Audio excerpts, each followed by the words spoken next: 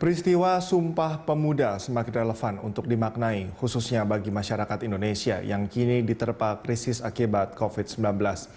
Pemaknaan kembali akan pentingnya peristiwa sejarah tersebut dapat menjadi pengingat agar bangsa Indonesia tetap bersatu dalam melalui krisis yang kini sedang menerpa bangsa.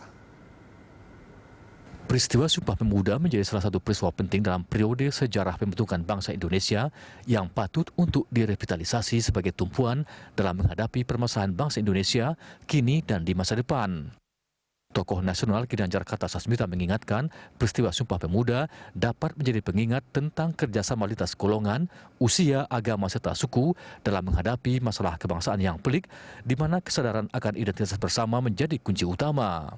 Ginanjar menjabarkan pemaknaan akan peristiwa tersebut penting karena ada banyak tantangan yang akan dihadapi bangsa ke depannya, salah satunya mengawal proses demokrasi agar menjamin keadilan di muka hukum dan pemerintahan serta kesejahteraan yang lebih adil. Ketua Institut Harkat Negeri Sudirman Said mengatakan tantangan yang kini dihadapi bangsa dapat dijawab dengan kepemimpinan yang tegas, kritis, serta bersifat menyatukan. Sekarang telah lahir generasi madu yang sebagian diwakili oleh yang ada pada acara ini. Apa saja tantangan generasi sekarang menurut penglihatan kami dari generasi yang lebih dulu? Ada beberapa hal. Pertama, menuntaskan proses konsolidasi demokrasi, memperkuat institusi-institusi, termasuk desentralisasi, sebagai syarat utama agar demokrasi dapat berfungsi dengan baik dan benar. Kekecewaan masyarakat atas kinerja demokrasi telah menyulut hasrat untuk kembali ke Undang-Undang Dasar 1945 yang asli. Padahal yang terjadi bukan karena kesalahan sistemnya, tapi karena kita belum mampu menjalankan demokrasi secara benar. Fenomena itu dikenal sebagai defisit demokrasi di dalam berbagai literatur. Kedua, mengawal proses demokrasi agar menjamin keadilan dan kesetaraan bagi setiap warga negara di muka hukum dan pemerintahan, serta menghasilkan kesejahteraan yang dapat dinikmati oleh rakyat secara lebih adil. Saya katakan lebih, karena kalau adil itu tentu tujuan akhir ya. Tapi kalau lebih adil itu mencerminkan perjuangan yang bertahap dari waktu ke waktu. Belum lagi kalau dipadu dengan tekanan revolusi teknologi dan industri yang belum tentu bisa kita handle bersama-sama sebagai bangsa yang masih terus berkembang.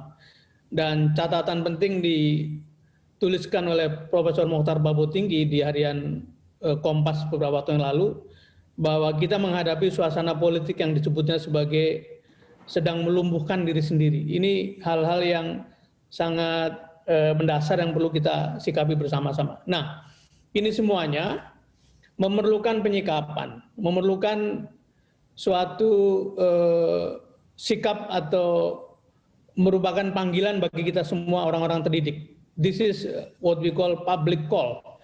Republik memanggil, bukan dengan kedudukan, tapi dengan sikap-sikap, dengan perbuatan.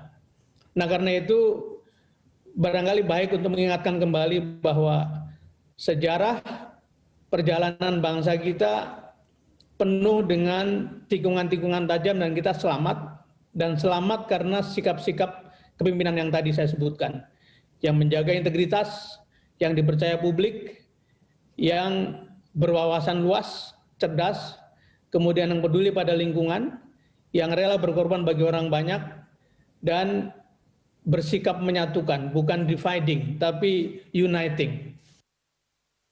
Akademisi yang juga menjabat sebagai Wakil Ketua Majelis Syuro Partai Keadilan Sejahtera, Muhammad Sohibul Iman, menjelaskan akan pentingnya mengingat sejarah bangsa, khususnya dalam peristiwa Sumpah Pemuda yang menjadi tonggak awal bagaimana perbedaan yang ada di Indonesia dapat disatukan dalam visi persatuan. Ia menambahkan peran akademisi serta politisi lintas generasi dapat mengambil peran penting untuk menjembatani perbedaan serta tantangan yang dihadapi generasi sekarang. Itu adalah ya pertama kita harus terus-menerus membangun kesadaran. Gimana caranya membangun kesadaran ini? Kita harus memperbanyak dan memperluas ruang-ruang perjumpaan di antara berbagai kelompok-kelompok yang berbeda di negeri kita ini. Baik itu perbedaan antar agama, perbedaan antara suku, antar bahasa, perbedaan antar budaya. Ruang-ruang perjumpaan ini harus kita tumbuhkan. Tentu tidak harus seluruh rakyat Indonesia mengalami perjumpaan itu. Paling tidak elit-elit dari masing-masing kelompok tadi itu dengan penuh kesadaran terus membangun ruang-ruang perjumpaan itu. Ya. Setiap generasi di Indonesia memiliki tantangan spesifiknya masing-masing, namun tantangan tersebut merupakan peluang bagi generasi sekarang untuk terus bergerak maju untuk mewujudkan keadilan sosial bagi seluruh rakyat Indonesia. Renat Christian, Berita 1, Jakarta.